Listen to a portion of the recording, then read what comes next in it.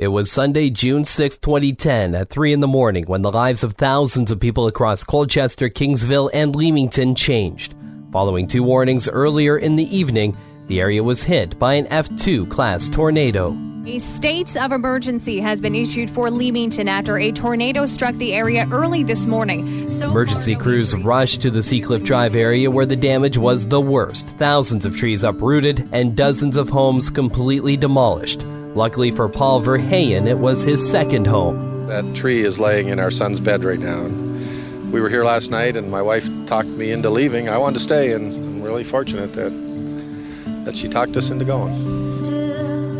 A group of Tecumseh Boy Scouts were camping in Harrow when the tornado struck. It was absolutely deafening, the roar of the wind, and we got ourselves up and we got everybody out of the tents and everybody out of the buildings, and we went into the washrooms, which was a cement block building. They huddled there until the storm passed and no one was hurt.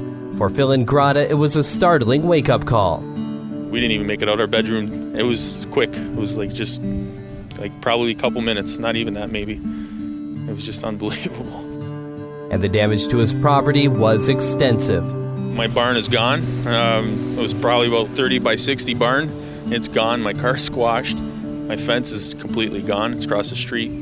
My house is all right. A couple broken windows. Other than that, not too bad. As the extent of the damage began to settle in people's minds, attention turned from the devastation to safety.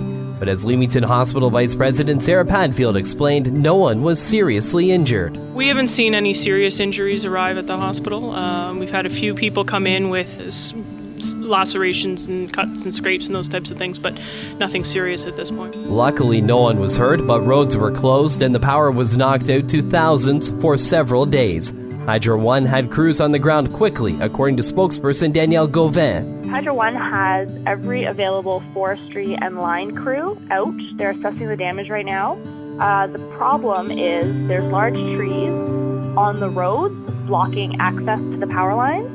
The amount of trees that are down, literally thousands of trees. If you look at the number of houses damaged, if you look at some of the commercial buildings damaged, if you look at the municipal parks that are damaged, I've never seen that type of damage before. Deputy Mayor Rob Schmidt authorized the state of emergency, which remained in place for several days. The cleanup will obviously take weeks. The restoration work, repair work will take months, if not years. Thousands of trees down, many of them 50, 60, 70 years old. Those neighborhoods will not be the same again for a long, long time. The cleanup did take days, but it was an effort from hundreds of volunteers and crews from neighboring municipalities which helped push it along faster. Within the first day, power was restored to over half of the people originally affected, and nearly all of the roads were reopened. And as people began to survey the damage, it became apparent it could have been much worse. The Erie Shores Golf and Country Club appeared to be a disaster, but Greens manager Mike Toth found the damage wasn't as bad as first thought. Thankfully, the greens are in good shape. The tees only a couple tees have some trees falling on them. The only minor damage to the turf there. Fairways are in good shape, not too much damage on those two. It's mainly in the rough. It was a similar story at the Leamington Marina and Seacliff Park, as Emergency Information Officer Ann Miskowski explained. First, we thought virtually every tree was damaged, but apparently there's a fair amount of tree cover still left in the center of the park, so that's going to leave a nice area of shade and tree cover. It certainly won't be the same park that we knew before. It took days for the municipality to clean up, but it was accelerated thanks to the hundreds of volunteers who cut trees, raked yards, and helped people get the necessary supplies. Hundreds of volunteers helped the once written-off golf course reopen within a week. And as course employee Steve Doyle says, it was an amazing sight.